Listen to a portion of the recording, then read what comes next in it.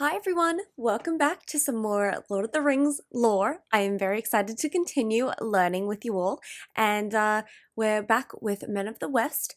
This time I'm going to be learning about the Balrogs, which I'm very excited to learn about because I know very little, but I want to know a lot more, and the Nazgûl. So we're going to check this out, and make sure to leave a like and subscribe, and as always I will include the link to Men of the West channel, and that'll be in the description and the pinned comment. So let's get into it. An evil of the ancient world, it seemed, such as I have never seen before, said Aragorn. It was both a shadow and a flame, strong and terrible.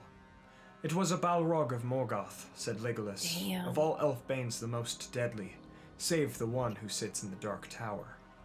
Indeed, I saw upon the bridge that which haunts our darkest dreams. I saw Durin's Bane, Durin's Bane, said Gimli in a low voice, and dread was in his eyes. Greetings and well met, my friends. Yorston here, and I hope you all are doing well, wherever you are in Middle-earth. Today we will be taking another deeper look at the Balrogs from the Legendarium. This is a remake of one of my much older videos, and though I call it a remake, there will be much more information in this video than there was in the previous one. Nice. Thank you all for joining me today. Let's begin our tale. The Valaraukar, or Balrogs, meaning demons of might in Sindarin, were creatures of the ancient world. They were originally Maiar, the same type of spirits that Gandalf and Sauron were. They were spirits of fire, and they were corrupted by Melkor, becoming beasts of fire and shadow. They were corrupted by Melkor. They stood at least twice as tall as most men, if not taller, and it is debatable whether they had wings or not. Okay. The Balrogs may have had close relations to Aurian, the Maya who guided the sun. In the far elder days of the world, even before the children of Ilúvatar walked upon the earth, Melkor persuaded these Maiar to join his cause. Wow. Now, the exact number of Balrogs isn't quite clear in the Legendarium. Okay. Concerning this debate, many people always look to the Book of Lost Tales Part 2, and its commentary about the fall of Gondolin within. This story claims that 5 Balrogs were slain by Túr's axe Dremberleg, and 3 by the sword of Ecthelion, and 40 Balrogs were defeated by the warriors of Turgon's house. Damn. The Lost Road and other writings also mention an army of, quote, Balrogs 1,000, end quote. Damn.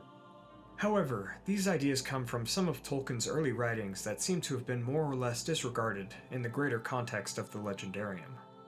Finally, according to Morgoth's Ring, quote, in the margin my father wrote, there should not be supposed more than, say, 3 or at most 7 ever existed, end quote. Okay. From what we see in the more canon parts of the Legendarium, such as the Silmarillion and the Lord of the Rings, this seems to be more accurate to the story Tolkien was writing. He probably cut them down Concerning as the battles such as Dagor Nui Giliath, Nerniaeth Arnodiad, and the Fall of Gondolin, having about 7 Balrogs in the Legendarium makes the most sense to me. Okay. Orcs, goblins, Uruk-hai, and even trolls seem to be the more numerous and inexpensive units of Melkor, while Balrogs seem to be commanders and rare foes that are truly to be feared. Yeah. Of the named Balrogs, there are 2 within canon, but 3 within the scope of Tolkien's writings. Wow. There is Durin's Bane, the most famous who would fight Gandalf. Wow, that was Durin's Bane. There was also Gothmog, the Lord of Balrogs in the First Age. I want to learn about Tolkien's Gothmog. early stories and revisions, the Lay of the Children of Húrin, Lungorthin, the Lord of Balrogs, is named. But it is possible that this was just an early name for Gothmog, or perhaps Lungorthin was just another Lord of Balrogs. Okay. Either way, his name does not appear in the final versions of the Silmarillion. Thus, Durin's Bane and Gothmog are the only truly named Balrogs throughout the canon Legendarium. Cool. Anyway, now that we have discussed the descriptions, amount of Balrogs, and some of their names, let's discuss the history of the creatures. During the Years of the Trees, the Balrogs were already in service to the Dark Lord Melkor. They would first gather to Melkor in his fortress of Utumno, while the Valar lived in the light of the 2 trees far to the west. Eventually, the war for sake of the elves would commence, and in their haste to capture Melkor and destroy Utumno, the Valar did not hunt the Balrogs who fled Utumno to linger in the depths of an already leveled fortress of Angband. Okay. There, the demons would await their master while he was held captive. Probably didn't see them as a Valar. threat without Eventually, Melkor. the elves would awaken and go to Valinor, and the Balrogs remained in hiding. But sure as the evil in Melkor's heart, the Dark Lord would destroy the 2 trees and return to Beleriand and Middle-earth, coming towards Angband. His companion Ungoliant, however, demanded that Melkor, now named Morgoth by the elves, give up the Silmarils so that she may devour the Gems of Light. He refused, and as Ungoliant fettered him with her webs, the Dark Lord cried aloud, and his Balrogs heard. Damn. The demons came forth from Angband to help their master. They're pretty much with their demons. Flame, they freed him and drove Ungoliant into a retreat. Creepy. They would have pursued the Great Spider, but Morgoth recalled his servants, and they all went to Angband to begin preparations for the dominion of Middle-earth. Okay. The Balrogs would next appear in the Dagger Nuin Gileath, or the Battle Under Stars, during the late years of the trees.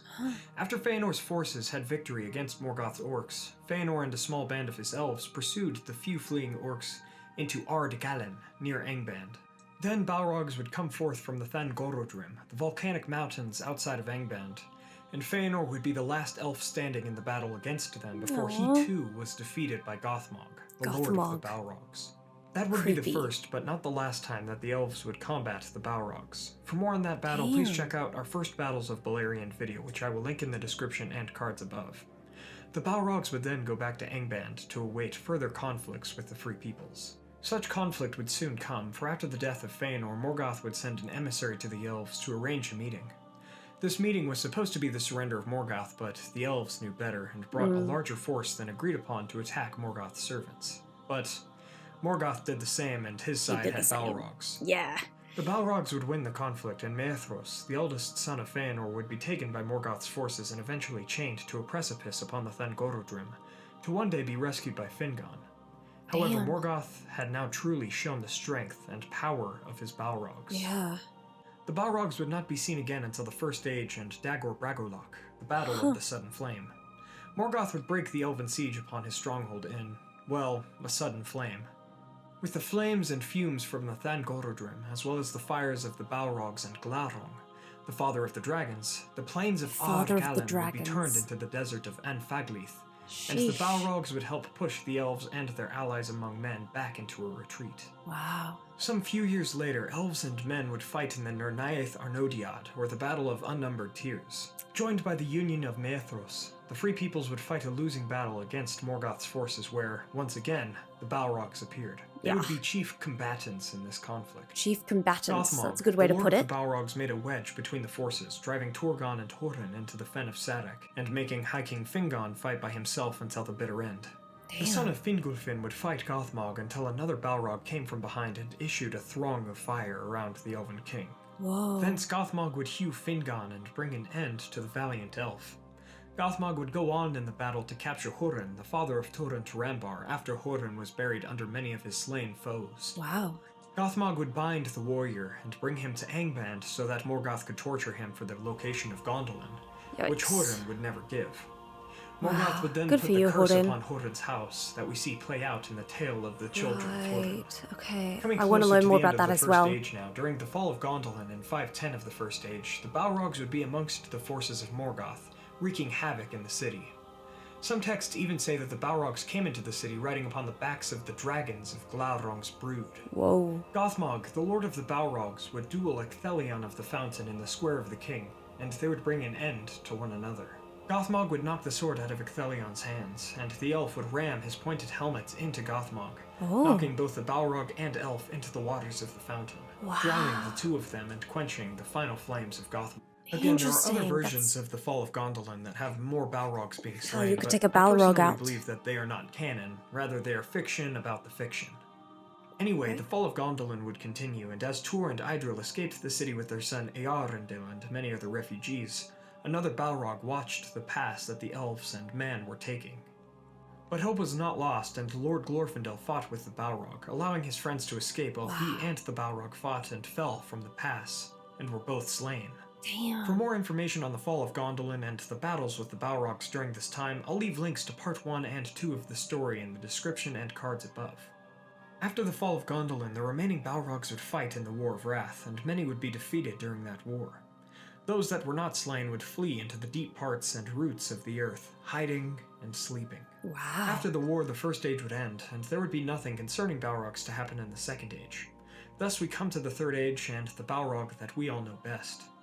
In the year 1980 of the Third Age, the dwarves of Khazad-dûm would mine too deep for Mithril and awaken a terror in the dark. Oh, that's... It would slay King Durin VI and his son King Nain I. Damn. The beast would kill many of Durin's folk and drive the dwarves out of their home, and it was afterwards called Durin's Bane, or the Nameless Terror. Khazad-dûm would be renamed Moria, meaning the Black Pit in Sindarin. I see. Eventually, orcs, goblins, and trolls would come to live in the Misty Mountains and in Moria, though it is unclear whether Sauron knew of Durin's Bane or even tried to ally himself with the creature.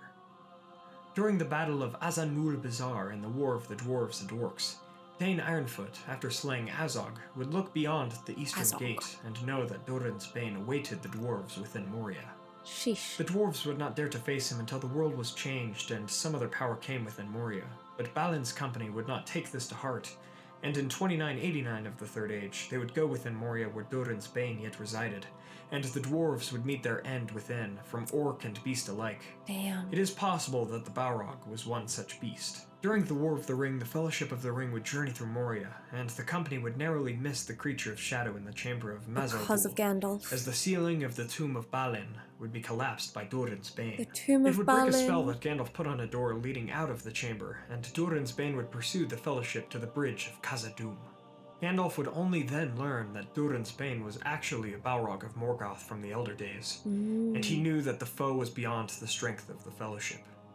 Standing upon the bridge of Khazad-dûm, Gandalf confronted the Balrog, and before Aragorn and Boromir could help the wizard, he broke the bridge and the Balrog fell. With his whip of flame, he would grab at the wizard, bringing him to the edge of the broken bridge. And to his Gandalf doom. would fall to face his opponent in the depths of Moria. The wizard would pursue the Balrog through the foundations of stone, up the endless stair, and to the peak of Zirak-Zigir, and there, the wizard would bring an end to the Balrog, even at the cost of his own life. The whole conflict had lasted 10 days. 10 Gandalf days, would return damn. to the world just as Glorfindel did, if indeed he is the same elf from the First Age. Wow. But Durin's Bane would not, and he would be the last Balrog mentioned in Middle-earth's history. Huh. And so we come to the end of our tale about the Balrogs of Middle-earth. From the tales of the Balrogs, we see what ambition and sacrifice truly mean. Yeah. Fëanor and Durin the Sixth met their ends by Balrogs through kill blind them, it ambition, always but cost heroes such as Fingon, Ecthelion, Glorfindel, and sacrifice. Gandalf tragically sacrificed themselves for their friends and the greater good. We must never forget the heroes whose sacrifices allow for us to live in peace. Thank you all so much for watching. I really hope you all enjoyed today's video. If you did, please be sure to hit that like button and share this with a friend. Let me know your thoughts about the Balrogs in the comments below. I personally think that they're some of the most interesting and unique creatures of evil in Tolkien's works. Also, please check out our music channel, Facebook, Twitter, merch, Loot Crate partnership, and for our podcasts and Discord server, please consider donating to our Patreon for just $1 a month. Finally, don't forget to subscribe and hit that bell to join the Men of the West and all of the Free Peoples today, and I'll see you all again next week with a video about what happens to each kindred in the afterlife. As always, everyone, thank you all so much for joining me on this adventure. Until the next one, my friends. Okay, that was really cool. I learned a lot more about the Balrog than I knew. I didn't really know much about them, but I really like their symbolism and their visual likeness to what we think of demons in, like, you know, a lot of monotheistic religions. So that's really, really cool to see and to learn that, I guess even Tolkien in his mind changed from having potentially thousands of Balrog to only a few, like only a handful at a time. So it seems like, you know, they are such a big threat. They are so vast and difficult to fight that it, you know, you only need a couple to really control the free people of Middle-earth. So yeah, and it always took a sacrifice to take one down. That's really sad, but it's poetic. But now I'm going to learn about the Nazgûl. Let's go. Those who used the Nine Rings became mighty in their day, kings, sorcerers, and warriors of old. They obtained glory and great wealth, yet it turned to their undoing. They had, as it seemed, unending life, yet life became unendurable to them. They could walk, if they would, unseen by all eyes in this world beneath the sun, and they could see things in worlds invisible to mortal men. But too often they beheld only the phantoms and delusions of Sauron. Damn. And one by one, sooner or later, according to their native strength and to the good or evil of their wills in the beginning, they fell under the thraldom of the ring that they bore, and under the domination of the one which was Sauron's. And they became forever invisible save to him that wore the ruling ring. And they entered into the realm of shadows. The Nazgûl were they, the Ringwraiths, the enemy's most terrible servants. Darkness went with them, and they cried with the voices of death. Damn. Greetings, friends. Yoisten here, and I hope you all are doing well Hello, wherever Yoisten. you are in Middle-earth. Today I have a video that many of you requested in our last poll. We will be speaking about the Nazgûl, their origins, abilities, history, and downfall. Hell yeah. I'll also go ahead and link some related videos in the description below and cards above, so please check those out as well. Without further delay, let's begin our tale. The Nazgûl first appeared in Middle-earth in 2251 of the Second Age, after they had been given 9 of the rings forged by the elves of Eregion under the tutelage of Sauron as Anatar, the Lord of Gifts. Of the 9 men, we know little in terms of specifics. We are told that 3 of the 9 were great lords of Numenor. Since the Witch King was the most powerful of the 9, I would imagine that he was one of these 3. Tolkien himself speculates this in notes for his translators, according to The Lord of the Rings, A Reader's Companion. Besides the Númenóreans, we know that Camul, who was second in command to the Witch King, was an Easterling. Cool. The rest were probably middlemen from the kingdoms of men in Middle-earth during the Second Age, some likely coming from the lands south and east of Mordor.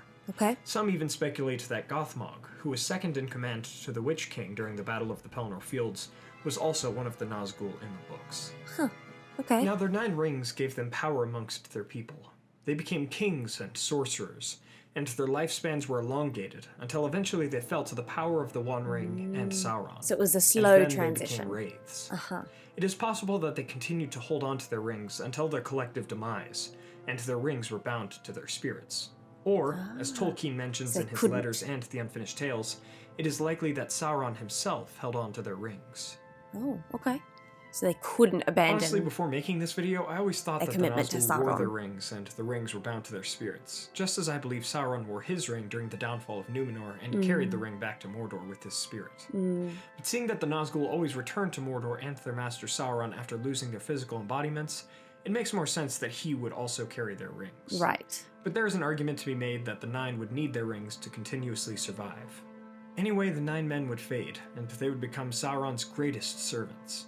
They would be called Nazgûl, meaning Ringwraiths in Black speech.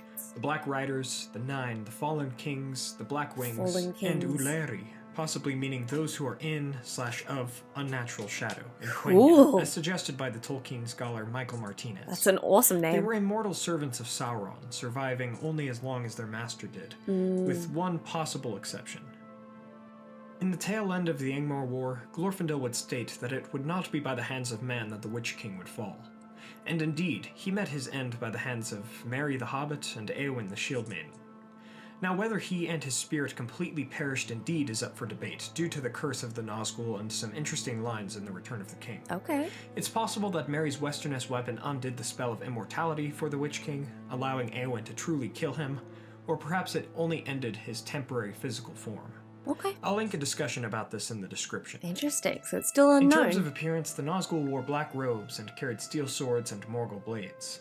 One who wore the One Ring or could otherwise see into the Wraith world would see pale figures with crowns and haggard hands. The exception to this is when the Witch King wore his hood down during the Battle of the Pelennor Fields, revealing a crown and red fires. And that's it. The Nazgûl could not see under daylight as others could, and so they smelled the blood of living beings and could feel the presence of others. That's messed up. Finally, before we move on to their history, the Nazgûl practiced Morgul, meaning black sorcery or black arts in Sindarin.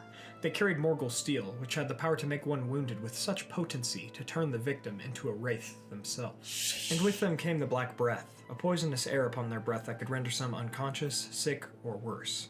We also find that the Witch King had some power in necromancy, as depicted in the Angmar War with the Barrow-wights in the Barrow Downs of Cardolan. The Witch King's dark magic also helped to break the gates of Minas Tirith during the siege of Minas Tirith. It seems that the Witch King also had some power in fire, for he was able to light his sword aflame during the battle. That's really cool. With all of that said, let's discuss the history of the Nazgûl. Besides first being seen in Middle-earth in 2251 of the Second Age, and probably participating in the War of the Last Alliance, the Nazgûl did not partake in many deeds during the Second Age.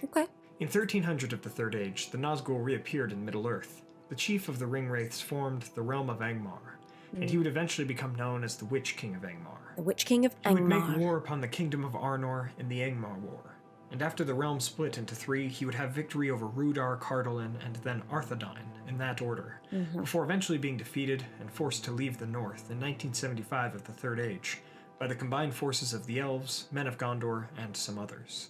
At the end of the Battle of Fornost, the Witch King would make a great enemy in Eärnur, the last king of Gondor before Aragorn, and Glorfindel would tell of the Witch King's final fate. I go into more detail about this war in my Angmar War and Witch King epic character history videos. The Witch King would flee to Mordor and gather the other Nazgûl to him. In the year 2000 of the Third Age, the Nazgûl would assemble and besiege Minas Ithil for 2 years before capturing it and turning it into Minas Morgul. The Nazgûl would take the Ithil Stone for Sauron during this conquest, and it is within Minas Morgul the Nazgûl would stay until the re-emergence of Sauron in Mordor. In 2050 of the Third Age, Eärnur, the last king, would accept one of the Witch King's many challenges for a duel within Minas Morgul, and he would ride forth, never to be seen again, leaving his crown upon the lap of his father Eärnil II until the return of the king. The Nazgûl would remain in Minas Morgul until after Sauron was ousted from Dol Guldur by the White Council. The Dark Lord openly declared himself in Mordor in 2951 of the Third Age, and he sent 3 of the Nazgûl to garrison Dol Guldur, one of them being Khamûl, who commanded the fortress. In 3017 of the Third Age, Gollum would reveal the name Baggins and the Shire, and the 9 Nazgûl would be sent forth by Sauron to recover the One Ring from the Hobbit who carried it. Damn. They would go forth, coming to Isengard to speak with Saruman about the ring. The wizard would lie about having knowledge of the Shire, but he would tell them that Gandalf likely knew where the ring was. They then went north upon fell-black steeds, likely stolen from Rohan and perverted afterwards. They would scatter the rangers at Sarn Ford and enter the Shire. The Nazgûl traveled far while looking for the hobbits, to places such as Frodo's home in Crickhollow and Buckland, where Fatty Bulger would elude them, and they would ride forth out of Buckland after the horn call of Buckland was sounded. Damn. They would also speak to Gaffer Gamgee and Farmer Maggot, looking for the hobbits, and some of the Black Riders would go to Weathertop early and fight with Gandalf. Frodo and his companions were nearly caught in the bounds of the Shire and in Bree, but with the help of the elves and Aragorn they stayed safe. The Nazgûl eventually caught up with the hobbits at their camp near Weathertop, and they were driven off by Aragorn after Frodo was stabbed by the Witch King, who the hobbit himself had damaged after invoking the name Elbereth and slashing at him. Upon the last bridge, 3 Black Riders were driven off by Glorfindel as they guarded it against Aragorn and the hobbits. Finally, they pursued Frodo as the hobbit rode upon Osfaloth over the ford of Brunine. They would then be washed away by the waters of the river through the powers of Elrond and Gandalf. 8 of the 9 riders would be found after this event, but what happened to the 9th rider is unknown. Perhaps he too was washed away or retreated from the north, or even spied upon the Fellowship for a time. I'm unsure. Or mayhaps he was uncloaked and was forced to retreat to Mordor. Let me know your thoughts about this in the comments below. That's so cool. We don't know for sure. What happened to that 9th rider that is unaccounted for in the Fellowship of the Ring? How Perhaps cool is I'm just missing something. The Lord of the Rings Online does something very cool with this subplot. Anyway, during the Council of Elrond, Glóin speaks of a rider from Mordor that came to Erebor asking for information about Bilbo. He may have been one of the 9, but I believe it was someone else like the Mouth of Sauron or a different Black Númenórean. Okay, the Mouth of Sauron. The Fellowship would be created, and it would consist of 9 walkers against 9 riders, and the next Nazgûl we see would be shot down by Legolas over the great river Anduin as he flew upon a fell beast. There was also a Nazgûl with fell wings awaiting the delivery of Merry and Pippin after their capture, but the Uruk-hai forewent him. After this, the Nazgûl would be seen more upon such fell steeds, and one would fly over the dead marshes while Frodo, Sam, and Gollum traversed them. Another Nazgûl would be seen flying towards Isengard after Pippin gazed into the Orthanc Stone, as he likely went to see if Saruman was withholding information from Sauron. This is, at least, what Gandalf had told Pippin on their journey to Minas Tirith. The Nazgûl would also feel uneasy about spies upon the stairs of Cirith Ungol, and they would send word to the orcs to have the passage watched more closely, according to what Sam overhears. After this, the Nazgûl would be needed more as warriors in the War of the Ring, for Sauron would send them against the men of Osgiliath as they rode back towards Minas Tirith, and Gandalf would defy the Nazgûl with his power. Hell yeah, Gandalf. The Nazgûl would then fight in the Siege of Minas Tirith and the Battle of the Pelennor Fields. The Witch King would command Sauron's forces and break the gate of the city, coming face to face with Gandalf before the rite of the Rohirrim. Then he would topple Snowmane and Theoden King before being slain himself by Éowyn and Merry. The black breath of the Nazgûl would infect Merry, Éowyn, and possibly some others, and Aragorn would heal them with Ethelas. Finally, the 8 remaining Nazgûl would fight in the Battle of the Black Gate, and after Frodo put the One Ring upon his finger, the Nazgûl would be ordered to go to Mount Doom. But they would be too late to save the One Ring. Too late, baby. The ring that truly bound their fates would be destroyed where it was made thousands of years before, and the Nazgûl would meet their ends in the fires of Orod-Durin. The book Sauron Defeated has notes that speaks alternative endings that Tolkien had thought about doing involving the Nazgûl and an even returned or never killed Witch King called the Wizard King, which I find interesting, but I'm happy about how the Nazgûl met their ends, with the same fires that forged the ring that ruled over their rings. And in this fire ends our tale about the Nazgûl. Without the One Ring, there are no Nazgûl. We Nazgûl. may see what the false promises of glory and power may bring, or even what immortality may bring. Yeah. We must not take the corrupting way to success, for that may put us in the servitude of those with immoral or evil prospects. As such, it happened to the Nazgûl. Mm-hmm. Thank you all so much for watching. I hope you all enjoyed this new episode of The Beings of Middle-earth. If you did, please hit that like button and share this with a friend. It really helps the channel. For more information on the Nazgûl, please check out The Lord of the Rings, The Silmarillion, and Unfinished Tales. I'll also link the Nazgûl Wikipedia and Tolkien Gateway articles that helped in the research of today's video in the description. What are your thoughts on the Nazgûl? I really like these evil creatures, as they are a constant reminder of the threat of Sauron throughout the Legendarium, and they themselves are intimidating and evil foes with interesting backstories. Let me know your thoughts, questions, corrections, and additions in the comments below, and please check out our music channel, Facebook, Twitter, merch, and Patreon for our podcasts and Discord server in the description. Finally, don't forget to subscribe and hit that bell button to join the Men of the West and all of the Free Peoples today, and I'll see you all again next week with a region spotlight on Erebor, the Lonely Mountain. As always, everyone, thank you all so much for joining me on this adventure. Until the next one, my great friends. Okay, that was the Nazgûl. That was really cool. That actually gave me so much more context and understanding of like what they were, and it really feels like they were just complete servants to Sauron, and that they lost their humanity and themselves to these rings. They became, as time went on, just not a human being or a king or a sorcerer that they once were, but an entirely like a limb of Sauron. That's what I feel like they were, and he would just send them out to do his deeds and thus always have a presence around Middle-earth, which is really cool and creepy. So I really like those Ringwraiths. They're actually really awesome. So yeah, I hope you enjoyed watching me learn, and if you did, please make sure to leave a like and subscribe, and I will see you in the next one. Bye!